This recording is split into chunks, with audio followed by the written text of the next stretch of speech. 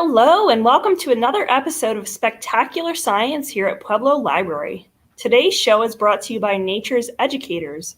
Nature's Educators was founded in 2008 and is located in Sedalia, Colorado. It was established to bring animals into nature centers, classrooms, events, and more to teach about wildlife and help to create a healthy respect and understanding of all animals.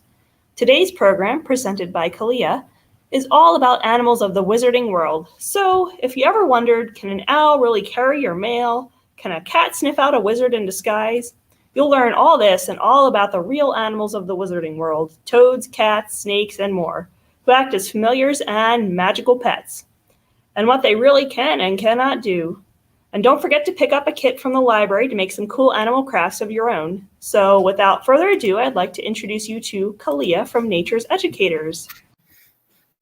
Hi, my name is Kalia, and Nature's Educators is a 501c3 nonprofit, and we are licensed by the United States Department of Agriculture and the United States Fish and Wildlife Service to care for various types of animals. So some of these animals that I'm going to talk about today are animals that you can have as a pet, and others not so much. So and that's kind of one of the things that's fun to talk about with Harry Potter. Because they show a lot of different animals as pets, but a lot of those animals are not necessarily good pets, or in some cases, it's actually illegal to have some of those animals as pets. So, when you go to Hogwarts, you get your letter. Your letter tells you that you can have one of 3 animals as a pet. So it says when you go to school, you can take a toad, a cat, or an owl. So in real life, the only one of those that's a really good pet is a cat. Cats are amazing pets. They are a type of animal that we are calling a domestic animal. That means they've been in human care for thousands of years, and they no longer know how to take care of themselves. So cats, they rely on us to do all sorts of things for them, like give them food, water, groom them, make sure that they're safe from things like predators. They can't do that themselves anymore. Whereas the other animals, so we're going to actually meet one of those animals, and we'll talk about why even though you could have one as a pet, it's not always the best pet. So let's see here. Oh, he's kind of hoppy. Ooh. Yeah, so this guy is a toad, and the species of this toad is called a woodhouse toad. So these are a Colorado native. They live all over in eastern Colorado. So we see these guys on the plains, and they are usually coming out at night, so they are a nocturnal animal. We don't always see them for that reason, but they're around. Oh. He's very hoppy. Gonna put him back in his box here for a second. Can't really see him in here as well, but it's a little better for him to hang out in this box so he can't, hopefully he won't jump out of here. But these toads are out here eating things like bugs. They're eating little mice. They can eat fish, all sorts of little things like that. So these guys... So we'll talk about why they don't make great pets. So you could have one of these guys as a pet. They are legal here in Colorado. So one of the reasons toads aren't our best pets are because of these bumps on the back of his head. So this bump here and this bump right here, those are poison glands. So this animal is poisonous. So we have to be really careful with these guys. So because I've touched this toad, I need to go and wash my hands after this because I don't want to accidentally eat his poison. Now, this poison isn't deadly. Some toads potentially are, though. So you kind of have to know what kind of toad you're dealing with at all, if you're going to get one as a pet. Because if you have one with a potentially deadly poison, you definitely do not want to be touching that. This poison, it tastes real bad. It'll... make your gums itch and water. So it's not fun to get the poison in you, but it's not going to hurt you. So The other reason these guys aren't the best pets is they really don't like to be pet. These are kind of a more hands-off type animal. He just sort of likes to do his own thing, which is right now hopping around his box. And they'll dig. So a lot of times these guys will dig underground and just sort of sit in the dirt, and we won't really see them do very much. Now, if you want a hands-off pet, one that you will sit in a container, you just feed and clean, then a toad actually is a good animal to have around. And then the other thing, another reason we don't pet him too much is he's covered in slime. And this will be true for all frogs, toads, and salamanders. Their bodies have a slimy coating, that's mucus, that covers their bodies. And that helps their bodies stay wet. So this animal is always at risk of drying out. And if he were to dry out, he actually wouldn't be able to breathe because toads breathe through their skin. So that's another reason that we don't pet him too much, because if I sat there and held him and touched him all the time, I would eventually wipe away his slimy coating. And if he didn't have enough time to replenish that mucus coating, he could get sick. He could stop being able to breathe as well. So he is definitely an animal that I am not going to touch very much. They are kind of fun little critters. And what's really cool is that the way they eat. So they use their tongues to capture their food. It's only about that long. So sometimes you'll see in the cartoons, the frogs and toads have their really long tongues. They can shoot out to catch a fly. He's not really eating flies because they're usually flying too high above him. He's catching the little animals, little bugs that walk right in front of him on the ground. So think more of like a grasshopper walking in front of him, or maybe a cockroach is what he would be looking for as food-wise. And then what he'll do is, because he doesn't have muscles in his throat to push the food down, he's actually going to swallow with his eyeballs. So when you watch a frog or toad swallow their food, you'll see their eyeballs, they sink down into his skull, and they're actually going to push the food down into his stomach. So they have a really unique way of actually eating their food. And then, let's get one last good look at this little critter before we put him away. So you might be able to hear him making some little tiny chirps. And that's actually how I know this is a male toad. So only the males make sound. In spring, we'll hear them calling, making sound to call the female toads. And the female toads will actually be silent. They're not calling for a mate. They're just listening to hear where the male is. So she doesn't need to be noisy. And the noise can attract a predator, so it's actually better for her to be silent. It'll keep her hidden a little better from those predators. That male, when he's calling and making noise all the time, sometimes the predators hear him and know where that male toad is. And that toad's name is Funfetti. So our next animal that we're going to talk about in both Harry Potter and real life sort of gets a bad rap.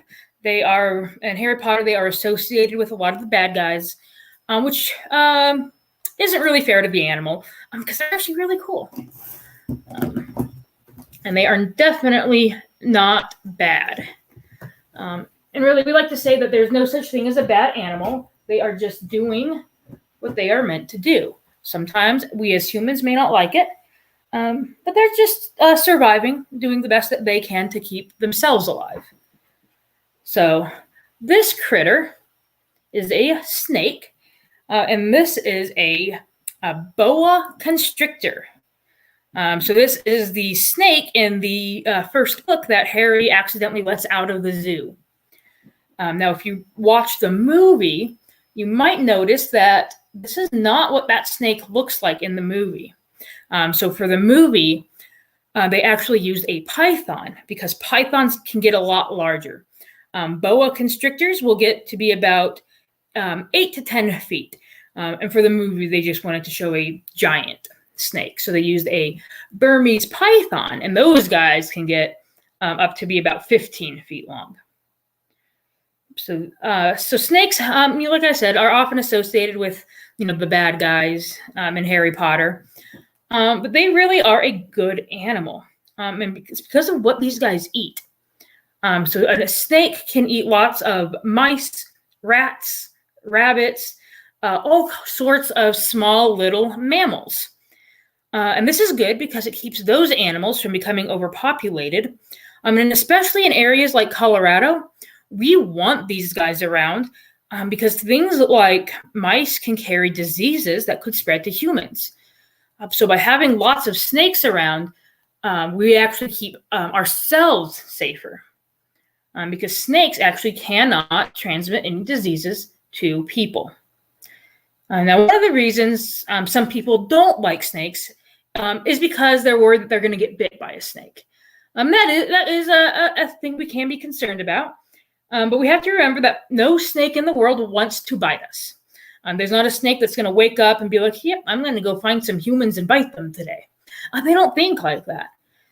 So typically, if a snake is going to bite a human, it's for one of two reasons. So one reason would be if you smelled like snake food. So if I went and pet a rat and then went and picked up our boa constrictor, he would smell that food on me and he might bite me. And that's because he has really poor vision. He can't really see well. So when he smells, and he's going to do that with his tongue, which you might see sticking out here, when he smells something on that tongue, he just reacts to it. So if he smells rat, he's going to bite it. Once he realizes, like, oh, I just bit something huge that I can't eat, he would let go. The other reason, and this is why most people would get bit by a snake, is if you scare a snake. So a snake in the wild looks at humans as a predator. We are a big animal, and they don't know that we're not going to eat them. So they just assume that anything large is dangerous to them. So sometimes if we get too close to a snake, if we startle them, they will bite us. So we just need to kind of be careful when we're working in areas where there are snakes, which is most of the state. Now, we are lucky here in Colorado. We only have 3 venomous snakes, and all 3 are rattlesnake species. That means that they are easy to identify, and they will warn us when they are in the area. So if they notice us, they'll rattle at us, and we can know to walk away from them. That's kind of the other cool thing about most snakes. Most snakes will not chase you because they see you as a predator. They just want you to go away. So once you go away, they're going to feel safer and they'll leave you alone. And they're also pretty slow animals. The fastest snake in the world is a sidewinder, can go about 18 miles an hour.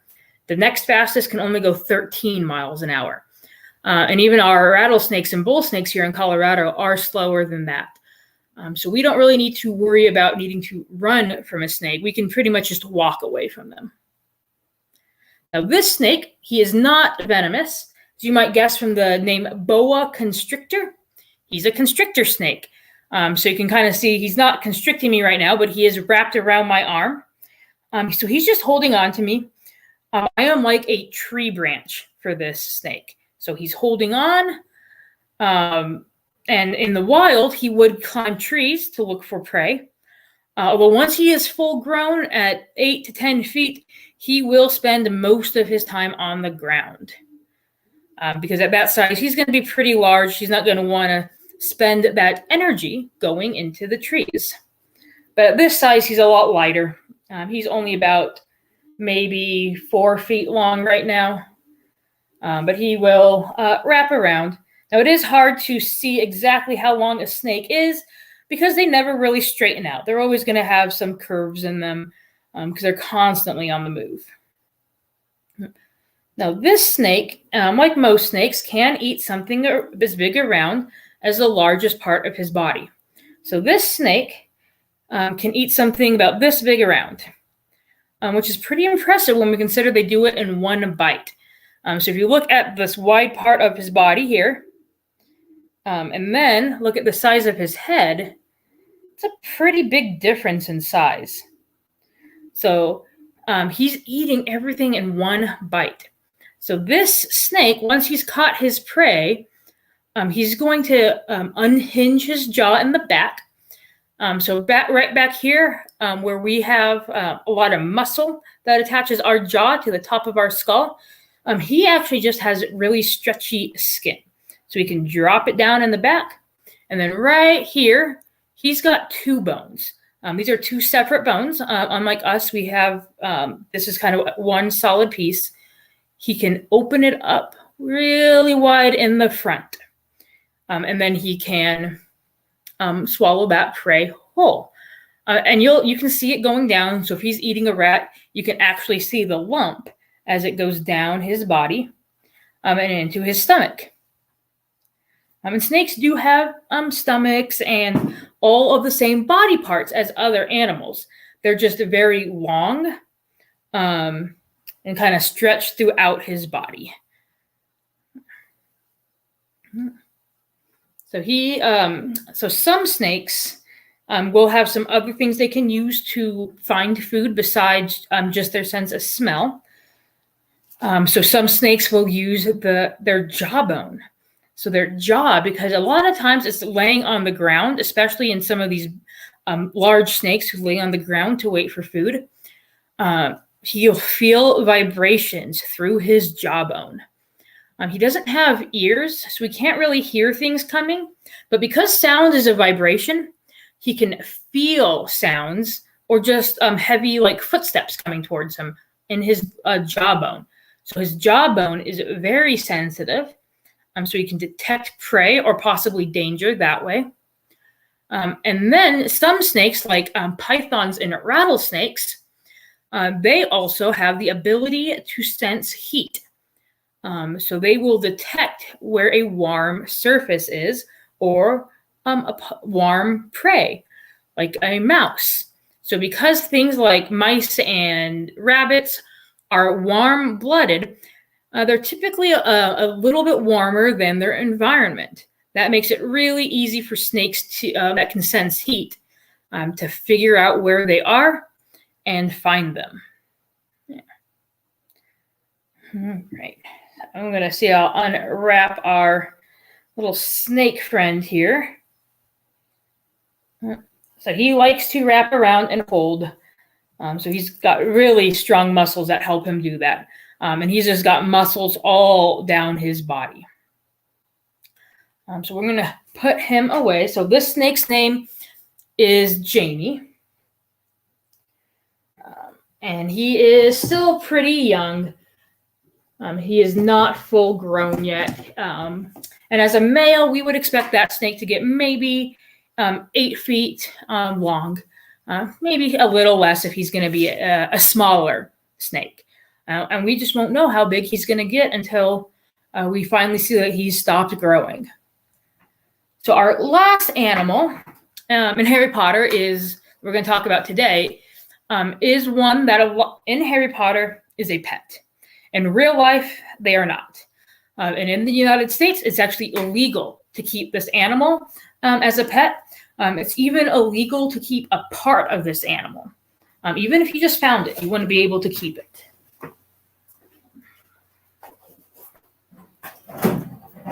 So he is what we'll call, is considered a wild animal. So even though toads and snakes are wild, you can keep them, certain species as pets. This guy is a wild animal, and you could not keep this as a pet. Alrighty. Yep. So this is a barn owl. So, like I said, in Harry Potter, owls are pets. And a lot of the wizards use these guys as messengers. In real life, even if you could keep them, you could never use one of these animals to deliver a message. They're actually not that smart. So these animals are built for hunting and finding prey. So something like, finding a person, they can't really tell one person apart from the other. And they just wouldn't care. what he wants to do is this barn owl would want to go out and hunt some mice. So a barn owl can hunt and eat about 6 mice a night. So they're actually really good at controlling pest populations. So it's a good owl to have in the wild. And then these guys, like I said, their brains are pretty small little brains. And one of the reasons for that is their eyes take up most of the room in their skull. So his eyes are so large, they actually touch each other and the back of his skull. And this is what helps him to have that really good night vision. And so he can see at night. But because of that, he just has a much smaller brain. But he has things that help him make up for that. So not every animal is going to be smart, but usually there's something else that'll help them make up for that. So in owls, we see that they are incredibly strong animals. They'll use their talons to grip and grab prey. They also have a really cool ability to locate their prey.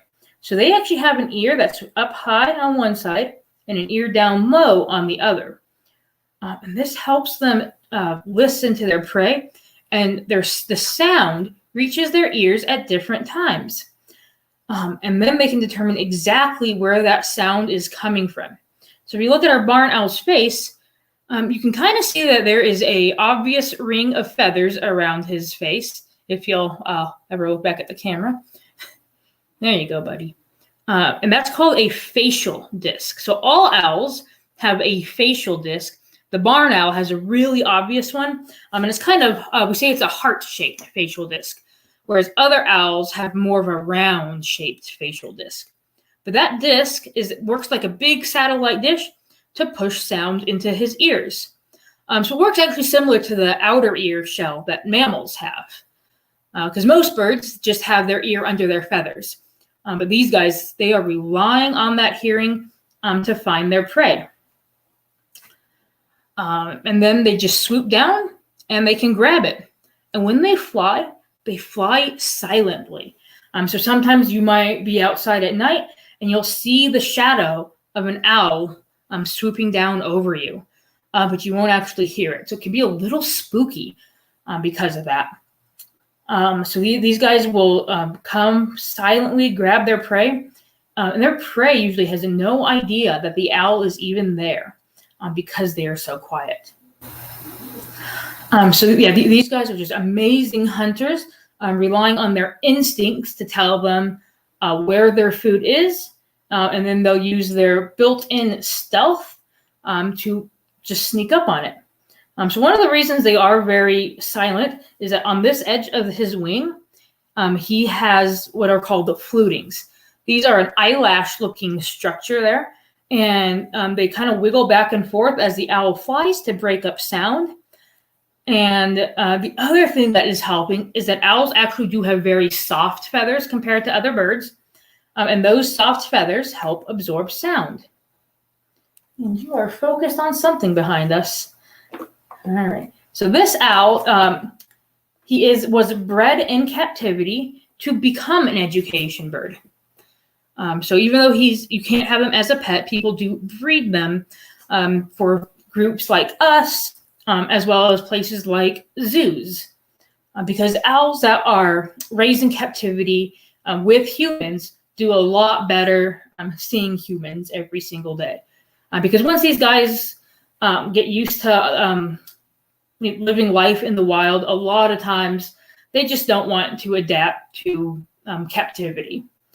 So we typically use owls that were raised by people. Doesn't mean he's going to be any smarter, though, or able to do any of the cool things they can do in Harry Potter. Now, there is one bird who can do some of those things. So the only bird that we know of in the world that could deliver a message is a pigeon. And so those common city pigeons that we see around, they actually do have the ability to deliver messages. And they actually are fairly smart animals. But what they're doing actually is also based on instinct. So they know where home is, and their instinct is to always fly home. So it's a one-way messaging system, not like in Harry Potter where you can be like, Hedwig, go deliver this letter to Hagrid. You would have to take a pigeon from Hagrid's hut, and then from the school, you could then send your pigeon out back to Hagrid, and Hagrid would get the message. And that's about the only way to send a message with birds. Yeah, he just pooped. That's actually another reason these guys should not be pets. They are very messy. They poop every 10 minutes. It can be very stinky. And they are also very destructive. So they have their sharp talons that they're using to grab prey. A little sound from him. So they're grabbing their prey with their talons, and they're just perching on things too. So if you just have one in your house and he gets on your couch, he's going to tear that up, even without meaning to. So this is worse than just a cat. At least the cats usually keep their claws in. He can't do that. So he's going to just perch on things. They're going to get shredded. And sometimes they just do that for fun. It's their entertainment is to rip things apart. You also would have to keep a freezer full of frozen mice for these guys. That's what we have here at Nature's Educators, is a freezer full of dead frozen mice, which most people don't want to keep. So like I said, he's eating 6 mice a night. That's a lot of mice that you're going to go through to care for one of these guys. And you can't leave them in a cage. So here he has a large enclosure that he can fly in, because he needs a chance to fly around, to move, perch and look at new things. So he's got a big window he gets to look out of. So all of that just makes these guys not acceptable as pets. And like I said, in the United States, it would be illegal. You cannot keep these birds without a license, which is what U.S. Fish and Wildlife licenses us to do, is to keep this bird in captivity. And you can't just go out and get a license. So typically in the United States, it's you're going to have to be an educator. So like a zoo or our organization to have these guys. They are really cool animals, but very messy. They can be very hard to take care of, but they are cool to watch and see. And you might have heard his little screech that he made earlier. Sometimes he does it just if he thinks a hand's coming too close to him. So even though this bird was raised in captivity, he doesn't like to be pet or touched in any way. Owls are solitary creatures. So in the wild, they would not be hanging out with a lot of other owls. They would have their mate when they're raising babies, and that's it. When they're not raising babies, they want to be on their own. So sometimes this bird, when he sees a hand, he will screech at it. So that was him telling me, don't you dare touch me. I don't want you to put your hand on me, because he does not like to be touched. And that screech is a pretty quiet screech. These guys can actually do a much louder, much higher pitched screech. It sounds almost like nails on a chalkboard. It is a horrendous sound, and it's actually very spooky. If you didn't know that an owl was making that sound, you might think it was a ghost or some kind of monster. And it's actually believed that there are some legends and ghost stories that were started because of owls. People couldn't see the owl at first, and they just heard this horribly loud sound. And then maybe they saw this really white shape coming overhead. And then they're like, oh, it's a ghost. And because these owls do hang out in old abandoned barns, you go into the barn, hear the sound, see the shape, and you're just like, there's a ghost in there. And if you're not certain what that is, a lot of people just don't want to stick around to be like, I wonder what that was. Just because it sounds big and dangerous. Now, these guys can't really hurt you too badly if you were to hang around the barn where one was living. Although I would advise that if you know an owl is nesting in an area, to give them plenty of space. because that means if they're nesting, they want some privacy to have their babies, so they feel safe to do that. So that was our last critter. I'm going to go ahead and put him away. So his name is Comet, and he's about 3 years old. So, all right. And that is all 3 animals that we have to talk about today. So there are a lot more in Harry Potter, but we're just going to do those 3 for today. So yeah, that's all we've got for you. Oh, you're muted. Thank you. Thank you for that fascinating stuff. Those are really great animals, and I love that he screeched, that we got to hear that stuff. And you taught me so much today, so I'm sure all the kids out there watching learned even more. And thank you so much for joining us. And for those of you who are viewing, you can see this video on Facebook and YouTube, and they'll be up there for quite a while. So if you didn't get a chance to see the whole thing, make sure you check those out. And don't forget to get a kit at the library, too, to go along with this program. So thank you so much, and I hope you have a wonderful day. Goodbye.